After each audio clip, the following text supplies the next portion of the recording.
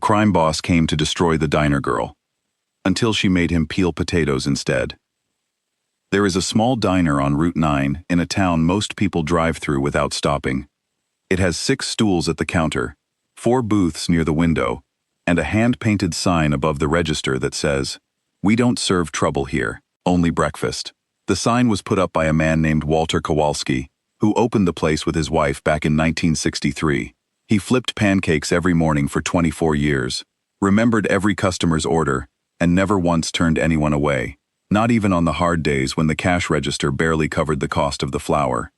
Walter died on a Tuesday morning in the fall of 1987.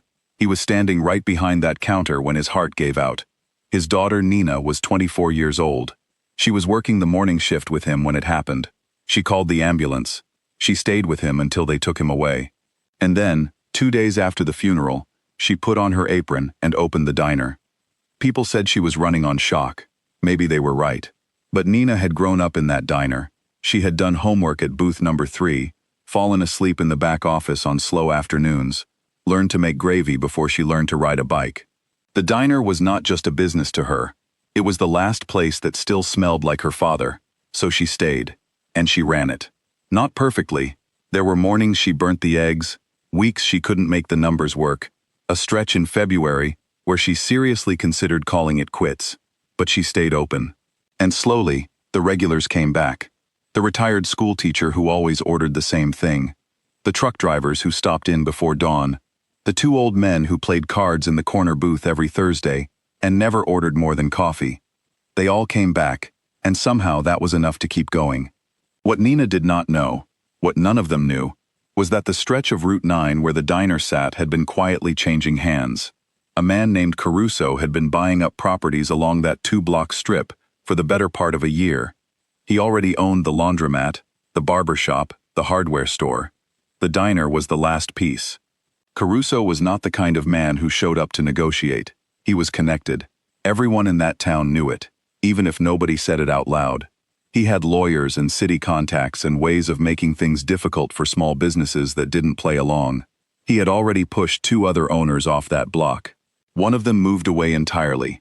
The other just stopped showing up one day, and the place sat empty for months. He arrived at Nina's diner on a Wednesday morning in early November, about 8 months after Walter died. It was 7:14 in the morning. The place had just opened. 2 customers were at the counter. Nina was at the grill. He walked in with 2 men behind him, and the whole room changed. You know how some people do that? They walk into a space and suddenly the air feels different, like the room itself got smaller. That's how it was. The 2 customers at the counter both found reasons to look down at their plates. Caruso didn't sit. He stood near the register and waited for Nina to turn around. When she did, he didn't introduce himself. He didn't need to. He just said that the property had been reassessed, that her operating permits might be facing some complications, and that he had a buyout offer ready and waiting. Then he slid a manila envelope across the counter, the way people slide things when they think the conversation is already over. He expected her to go quiet, to maybe look at the envelope, look at him, and start doing the math in her head, the kind of math where you realize that fighting back costs more than walking away. Nina looked at the envelope, then she looked at him. Then she asked if he wanted coffee. He blinked. He said no. She poured him a cup anyway, and set it on the counter in front of him. Not aggressively, just matter-of-factly, the way you do when someone says they're not hungry but you can see they haven't eaten. He didn't pick it up, but he didn't leave either. What Caruso didn't know was that Nina had not been sitting still for the past few weeks. She had been talking to a young assistant district attorney named Osei, who had been quietly building a case against some of Caruso's business arrangements. The diner, it turned out, sat in a spot that was useful to the investigation. Something about a local alderman and conflicting financial interests that Osei's team needed to document. Nina had agreed to cooperate. In exchange, she was getting some legal protection and help navigating the city bureaucracy that Caruso liked to use against people. She hadn't told anyone about this. Not even her 2 part-time staff, who had both called in that morning after word got around that Caruso was coming. She had opened alone. So there she was, behind the counter, 1 woman, 2 customers who were now very focused on their eggs, with Caruso and his 2 associates standing near the door. And she was not going to sign anything, But she also wasn't going to make a scene. She had learned from her father that the way you hold your ground in a diner is not by shouting. You hold it by staying busy and making people feel like you're in charge of the space. And then Caruso's phone rang. He stepped to the side, and his face did something it hadn't done since he walked in. It shifted, just slightly, but enough to notice. He answered, and whatever his voice had been before, controlled, flat, almost bored, it changed completely. It became something softer, something you don't expect from a man like that. It was his daughter. She was 19, and she'd been in a minor car accident 3 blocks away. Nobody was hurt, but her car was blocking an intersection, and she was shaken and alone. He stepped outside to take the call, and Nina watched through the window as he stood on the sidewalk, hunched over the phone, talking in a voice she couldn't hear, but could somehow read. The voice of a parent trying to stay calm when they're scared. 5 minutes later, a young woman walked through the door. She had mascara on her cheeks and was still gripping her keys like she'd forgotten to let go. She looked around the diner, the way people do when they've just had a scare and don't quite know where to put themselves. Nina pointed at booth number 2. "Sit down," she said, not unkindly, just clearly. The girl sat. Nina brought water first. Then toast. Then eggs. The girl hadn't ordered. She didn't ask questions. Didn't hover. Didn't make it into anything.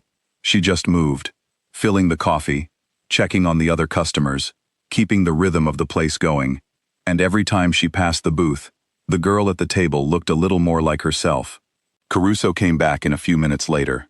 He stood near the door and watched his daughter eat. Nina set a plate in front of him too, at the counter. He sat down. His 2 associates were still standing near the entrance, completely uncertain what was happening. Nobody spoke for a little while. The diner did what diners do. It just kept being a diner. The coffee stayed hot. The eggs were good. Outside, a truck went by. One of the old regulars came in through the side door, nodded at nobody in particular, and took his usual stool. And then, and this is the part that people who were there have told different versions of, because nobody can quite explain why it happened. Nina looked over at Caruso and asked if he knew how to peel potatoes. He looked at her. She was already pulling a peeler out of the drawer. "I've got 30 pounds that need doing before the lunch crowd," she said, "and I'm short-staffed." She held out the peeler. He took it. His daughter looked up from her eggs. His 2 associates exchanged a glance that nobody has ever been able to adequately describe. And Dominic Caruso, a man with lawyers and city contacts, and a long history of making problems disappear, walked through the swinging door into the kitchen of a diner on Route 9 and started peeling potatoes. He was back there for almost 40 minutes. His daughter came and sat on a stool near the pass-through window and talked to him while he worked. Nina moved in and out, taking orders, running plates, restocking the coffee. At some point, the 2 associates sat down at the counter because there was nowhere else to go, and Nina poured them coffee without asking. It is hard to say what exactly changed in that kitchen. Maybe nothing did. Maybe Caruso just peeled potatoes and that was it. But there is something that happens when you put a person in an apron and give them something to do with their hands. Something ordinary and a little tedious. And the thing that happens is that they stop being whatever they were when they walked in. He left without closing the deal. No signature, no conversation about the envelope. He just came out of the kitchen, set the peeler down on the counter, said something quiet to his daughter, and left. His associates followed. The envelope stayed under the counter. He came back the following Thursday, alone this time. He sat at the counter, asked for coffee, and drank it.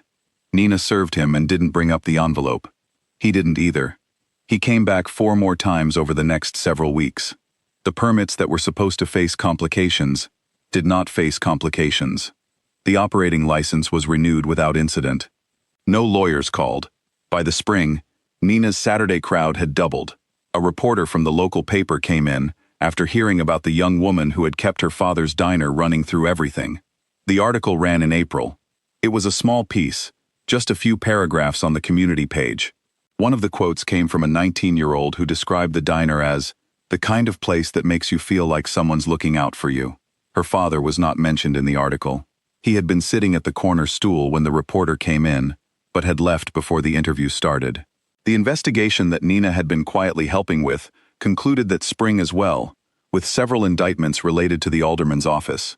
Caruso was not among those charged, though his plans for Route 9 never moved forward either. Nina ran Kowalski's Corner Diner for another 19 years. She expanded into the adjacent space in 1994. She hired 7 full-time staff over the years. She never sold. The manila envelope stayed under the counter for 2 years. She eventually used it to prop up a wobbly shelf.